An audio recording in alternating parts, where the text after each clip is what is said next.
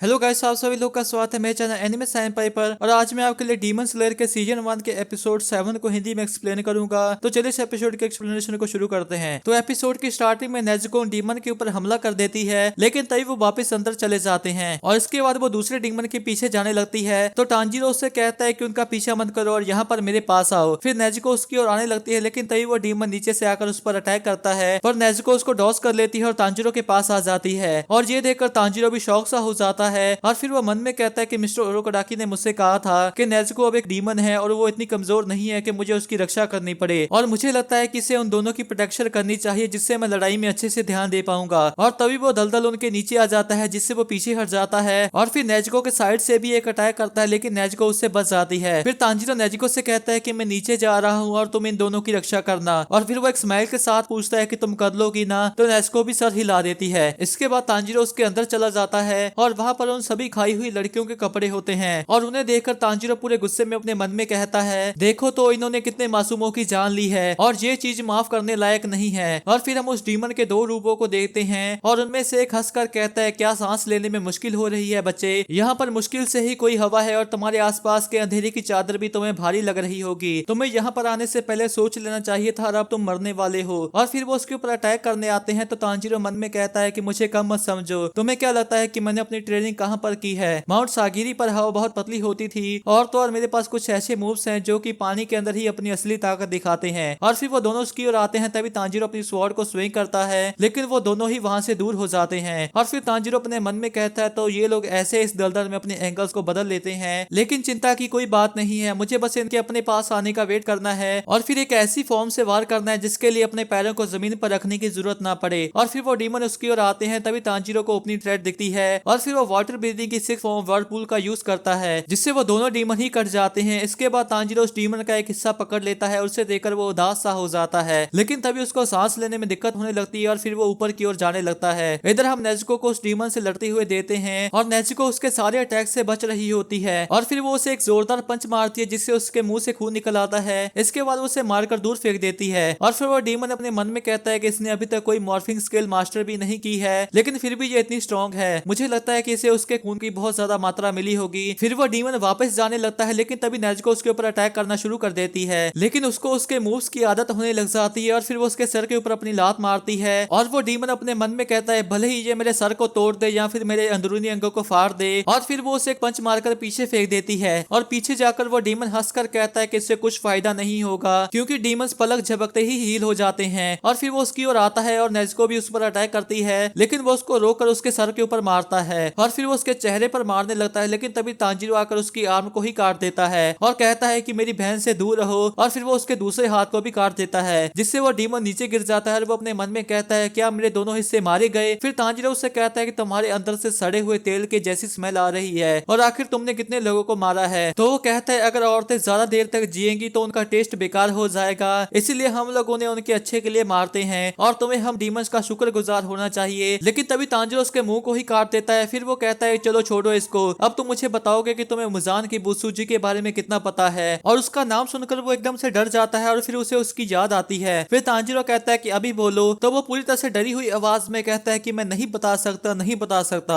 और फिर हम एक सीन देखते हैं जिसमें मुजान उस डीमन को पकड़कर ऊपर उठाया होता है और वो उससे कहता है कि तुम मेरे बारे में किसी को नहीं बताओगे, अगर तुमने बताया तो मुझे पता चल जाएगा क्योंकि मैं तुम्हें देख रहा हूँ। इसके बाद वो फिर से वही बात दोहराता है कि मैं नहीं बता सकता, नहीं बता सकता। और उसको ऐसा देखकर तांजीरो मन में कहता है, खौफ की कितनी ताकतवर स्मेल है, इसकी हड्डियां तक कांप रही हैं। और फिर वो जोर से कहता है कि मैं नहीं बता सकता, तभी वो अपनी आर्म्स को ठीक कर लेता है और तांजीरो पर अटैक करता है, लेकिन तांजीरो उसके सर को काट देता है, जिससे वो वहीं पर जलकर खत्म हो जाता है। फिर तांजीरो मन में कहता है कि मैं फिर से जानकारी निकालने में नाकामयाब रहा, और फिर वो नेज़ुको की ओर देखता है जो कि वहां पर बैठी होती है, तो वो भागकर उसके पास जाता है और वो देखता है कि वो सो रही होती है और उसका खून भी बंद हो चुका होता है, क्योंकि नेज़ुको अपने आप को सोते सोते हील करती है। इसके बाद वो उसको बॉक्स में डाल लेता है, लेकिन तभी उसकी नजर काजुमी पर पड़ती है जो कि अभी भी शौक में बैठा होता है। और फिर तांजीरो उससे पूछता है कि क्या आप ठीक हैं? तो काजुमी रोते हुए कहता है, मेरी मंगेतर मर चुकी है तो मैं ठीक कैसे हो सकता हूँ? तो तांजीरो उससे कहता है कि चाहे आप जिंदगी में कितने भी लोगों को क्यों ना खो दें, लेकिन फिर भी आपको आगे बढ़ते रहना चाहिए। तभी वो उसको पकड़कर गुस्से में कहता है कि तुम एक बच्चे हो तो तुम्हें इसके बारे में क्या पता? तभी तांजीरो उसके हाथ को पकड़कर एक स्माइल देता है, जिससे वो भी एकदम से चौंक सा जाता है और उसको छोड़ देता है। और तांजीरो खड़ा होकर कहता है कि अब मैं जा रहा हूँ। और फिर वो उसे उस डीमन का एक टुकड़ा पकड़ा कर कहता है शायद इसके अंदर आपको मिस सातको की कोई चीज मिल जाए। और जब वो उसे खोलता है तो उसके अंदर सातको का रिबन होता है जिसे पकड़कर वो रोने लग जाता है। और फिर तांजीरो भी वहां से जाने लगता है, लेकिन तभी काजुमी को कुछ एहसास होता है और फिर वो तांजीरो की ओर देखकर अपने मन में कहता है कि तुम भी उसी सेम दर्द से गुजरे हो, सही कहा ना। फिर वो तांजीरो से कहता है कि प्लीज मुझे माफ कर देना, मैंने तुम्हें बहुत ही ज्यादा भयानक चीजें कही हैं। लेकिन तांजीरो उसको बाय करता है और उसके हाथों को देखकर काजुमी मन में कहता है कि उसके हाथों को देखकर दिल सा टूट गया। कड़ी ट्रेनिंग के साथ सख्त और मोटे हुए हाथ, और वो हाथ किसी बच्चे के नहीं थे। फिर तांजीरो उससे कहता है कि अब इस लड़की की जिम्मेदारी मैं आप पर छोड़ता हूँ। तो वो कहता है ठीक है मैं समझ गया, और वो फिर से रोने लग जाता है। इसके बाद हम तांजीरो को पूरे गुस्से में जाते हुए देते हैं और वो कहता है कि तुमने कितने लोगों को मारा, डराया और टॉर्चर किया है, और मुजान की बुसुजी मैं तुम्हें अपने जीते जी कभी माफ नहीं करूंगा। लेकिन तभी वहां पर तांजीरो का कासुगाई क्रो आ जाता है और वो कहता है कि टोक्यो में एक डीमन दिखा है तो जल्दी वहां चलो। और ये सुनकर तांजीरो शौक सा हो जाता है और कहता है कि अभी चलना पड़ेगा, लेकिन मैंने अभी तो एक मिशन पूरा किया है। तो वो कहता है कि हाँ हाँ अभी चलो। इसके बाद हम लोग टोक्यो का सीन देते हैं और टोक्यो को देखकर तांजीरो पूरी तरह से शौक हो जाता है और वो अपने मन में कहता है क्या शहर इतने विकसित हो चुके हैं, अभी तो रात है लेकिन फिर भी कितनी रोशनी है। और फिर हम तांजीरो को नेज़ुको का हाथ पकड़कर चलते हुए देते हैं और वो पूरी तरह से घबराया हुआ होता है। इसके बाद उसके सामने एक ट्रैप आ जाती है जिसे देखकर वो अपने सर को ढक लेता है और कहता है मुझे तो अब चक्कर आ रहे हैं। और फिर वो गली में जाते हैं लेकिन वहां पर एक कपल किस कर रहे होते हैं जिसे देखकर तांजीरो घबरा जाता है और फिर वो दोनों वहां से भी भाग जाते हैं और तांजीरो इतनी भीड़ के अंदर पूरी तरह से घबराया होता है। इसके बाद वो दोनों शहर से बाहर आ जाते हैं और तांजीरो उस उड़ान वाले से एक उड़ान मांगता है और फिर वो बैठकर कहता है कि मैं इस तरीके की जगह पर पहले कभी नहीं आया, ये सच में बहुत ही ज्यादा भीड़ वाली है। तभी नेज़ुको भी सो जाती है और वो उसको देखकर मुस्कुरा देता है और फिर वो उड़ान वाला उसको उड़ान दे देता है। फिर तांजीरो उसके सूप को पीने लग जाता है लेकिन तभी उसको एक महक आती है जिसके बाद वो एकदम से शौक में खड़ा हो जाता है और फिर वो अपनी तलवार को उठाकर शहर की ओर भाग जाता है और वो अपने मन में कहता है कि ये महक मुझे अभी ही क्यों आई। और फिर वो भीड़ में से भागते हुए कहता है कि ये वही सेम महक है जो कि मेरे घर पर थी